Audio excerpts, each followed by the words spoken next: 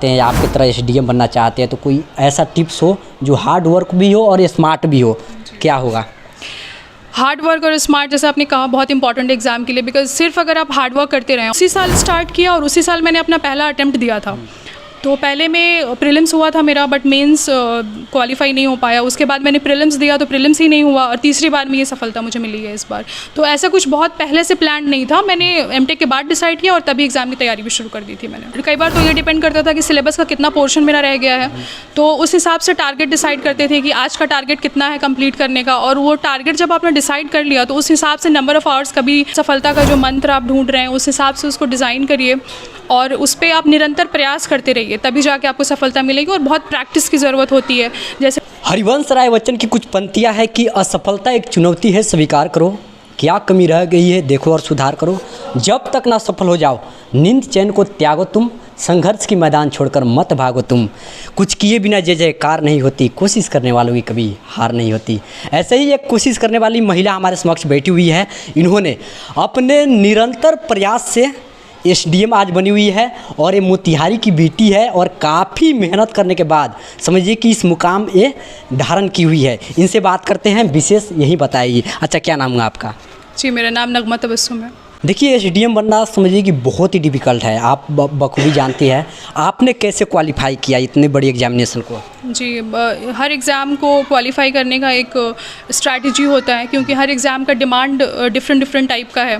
तो पहले तो उस एग्ज़ाम के डिमांड को समझना होता है, और वो समझने के लिए जो मुझे लगता है कि दो की इम्पॉर्टेंट जो चीज़ें हैं वो ये है कि सिलेबस और प्रीवियस ईयर क्वेश्चंस जो आते हैं, जो सर्विस कमीशन खुद आपको देती है, उसके बेसिस पे आप अपनी स्ट्रैटेजी, आप अपना जो सफलता का जो मंत्र आप ढूंढ रहे हैं उस हिसाब से उसको डिज़ाइन करिए और उस पर आप निरंतर प्रयास करते रहिए, तभी जाके आपको सफलता मिलेगी। और बहुत प्रैक्टिस की ज़रूरत होती है। जैसे डिफरेंट स्टेजेस हैं एग्ज़ाम पे, प्रीलिम्स हो गया, मेंस हो गया। मेंस है लिखित परीक्षा है, उसमें राइटिंग प्रैक्टिस आपको चाहिए होता है। तो उस हिसाब से आप जब एक स्टेज पास करें दूसरे पे जाएँ तो अपनी स्ट्रैटेजी को उसी हिसाब से आप बदलते रहिए और उस पर निरंतर काम करते रहिए। अच्छा, कितने घंटा आप प्रैक्टिस किया करते थे, कितने घंटा आप पढ़ाई किया? जी देखिए, पढ़ाई का मेरा ऐसा था कि कई बार तो ये डिपेंड करता था कि सिलेबस का कितना पोर्शन मेरा रह गया है, तो उस हिसाब से टारगेट डिसाइड करते थे कि आज का टारगेट कितना है कंप्लीट करने का। और वो टारगेट जब आपने डिसाइड कर लिया तो उस हिसाब से नंबर ऑफ़ आवर्स, कभी 4 घंटे में पूरा हो गया, कभी 6 घंटा लग रहा है, कभी 7 घंटा, तो उस हिसाब से। बट ऑन एन एवरेज मुझे लगता है कि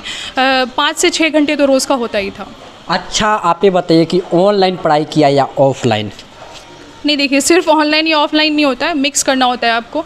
जो स्टैंडर्ड बुक्स हैं वो पढ़ना होता है, उसके अलावा अगर आपको कुछ सप्लीमेंट्री नोट्स चाहिए, कई बार एनालिसिस वाले वीडियोस होते हैं, टॉपर स्टॉक्स होते हैं, तो वो सारी चीज़ें आप यूट्यूब से हेल्प ले सकते हैं। बहुत सारे फ्री प्लेटफॉर्म्स हैं, वहाँ से आप देख सकते हैं, न्यूज़पेपर से कवर कर सकते हैं। तो इस तरह से मिक्सअप करके किया है। अच्छा, आपने घर पे रह के पढ़ाई किया, राइट? और लाइब्रेरी का भी हेल्प लिया क्या? जी, लाइब्रेरी मेरे लिए ज़रूरी था ज्वाइन करना, क्योंकि मेरे घर पे थोड़ा सा पढ़ाई का डिस्ट्रैक्शन रहता था कई बार, तो इसीलिए मैंने लाइब्रेरी ज्वाइन किया था, ताकि जो डेडिकेटेड टाइम मेरा पढ़ाई का होता था वो एक डिसिप्लिन इन्वायरमेंट में हो पाए, तो मैंने लाइब्रेरी ज्वाइन कर लिया था। जी। अच्छा, ये बताइए कि अगर कोई बीपीएससी क्रैक करना चाहते हैं या आपकी तरह एसडीएम बनना चाहते हैं तो कोई ऐसा टिप्स हो जो हार्ड वर्क भी हो और स्मार्ट भी हो, क्या होगा? हार्ड वर्क और स्मार्ट, जैसे आपने कहा, बहुत इंपॉर्टेंट एग्जाम के लिए, बिकॉज सिर्फ अगर आप हार्ड वर्क करते रहें और अगर वो सही डायरेक्शन में नहीं है तो it will not be fruitful. तो मुझे लगता है कि आप हार्ड वर्क करिए, बट एक स्मार्ट तरीके से अपनी स्ट्रैटेजी को ऐसे डिज़ाइन करिए कि आपके ऊपर जो बर्डन है वो कम रहे। तो उसके लिए सबसे महत्वपूर्ण जो चीज़ है वो ये है कि आप उतना ही पढ़िए जितना सिलेबस में दिया हुआ है, और वो चीज़ों को ज़्यादा प्रेफरेंस दीजिए जहाँ से सवाल बहुत ज़्यादा पूछे जा रहे हैं। तो ये एक स्मार्ट अप्रोच होगा एग्ज़ाम को टैकल करने का। और बाकी हार्डवर्क जो आपके पार्ट पे है वो तो आपको करना ही पड़ेगा, there is no shortcut. Listen, आपने जब डिसाइड किया कि हमको आगे चल के बीपीएससी निकालना है या एसडीएम बनना है तो कितने साल पहले आपने किया? नहीं, देखिए, मेरे साथ तो ऐसा था कि मेरा फील्ड डिफरेंट था। मैंने इंजीनियरिंग मास्टर्स मैंने कर लिया था कंप्यूटर साइंस में, तो उस टाइम तक एक मेरा अच्छा खासा एक वो बन गया था कि मेरा जो करियर होगा वो इंजीनियरिंग कॉर्पोरेट सेक्टर में होगा और सॉफ्टवेयर डेवलपमेंट में होगा। बट फिर लास्ट मोमेंट पे जब ये हुआ कि मेरा एमटेक ख़त्म होने वाला था, तो मुझे लगा कि मेरा इंटरेस्ट शायद इस साइड ज़्यादा है, तो मैंने सिविल सर्विसेज के लिए शुरू किया। तो पहले से ऐसा कुछ था नहीं कि बहुत प्लान्ड था, बट मैंने उसी साल स्टार्ट किया और उसी साल मैंने अपना पहला अटेम्प्ट दिया था।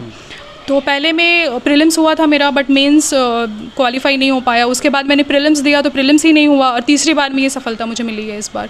तो ऐसा कुछ बहुत पहले से प्लान नहीं था, मैंने एमटेक के बाद डिसाइड किया और तभी एग्ज़ाम की तैयारी भी शुरू कर दी थी मैंने। ऐसी 3 बातें बताइए जिसको फॉलो करते हुए कोई भी बीपीएससी क्रैक करना चाहता है या एसडीएम बनना चाहता है तो वो क्या करेगा, कि ऐसी 3 बातें आपको बताना है। ऐसी 3 चीज़ें। जी। पहला तो हार्डवर्क है। हार्डवर्क तो it goes without saying, hard work के बिना कुछ नहीं होगा। दूसरा मुझे लगता है कि एक स्मार्टनेस रखिए आप अपने साथ, और बहुत ही क्लोज रखिए आप प्रीवियस ईयर क्वेश्चंस को और सिलेबस को।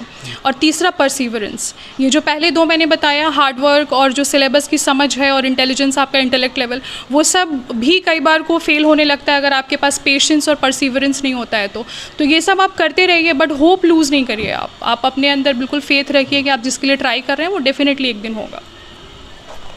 तो आप क्या सोचते हैं इनके बारे में कमेंट बॉक्स में ज़रूर डाल दें, और ऐसे ही इंटरव्यू देखने के लिए बने रहे चंपारण टाइम्स के साथ। शुक्रिया, थैंक यू सो मच, शुक्रिया।